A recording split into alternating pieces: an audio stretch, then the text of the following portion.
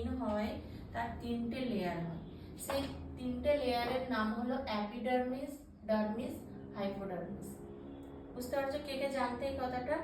আমরা যে লেয়ারে কাজ করি আমাদের ফার্স্ট লেয়ার হচ্ছে স্কিনের অ্যাপিডার্মিস।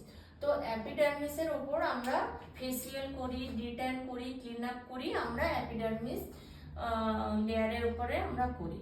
আমাদের এটা হলো ফার্স্ট লেয়ার। আমাদের যে ট্যান পড়ে বা আমাদের স্কিন ব্ল্যাক হয়ে যায়, তো এটা আমাদের অ্যাপিডার্মিস লেয়ারের উপর হয়। বুঝলে? এটা হলো আমাদের লেয়ার। এবারে আমরা আসবো, এবারে আমাদের স্কিনে আসবো, স্কিন টাইপস।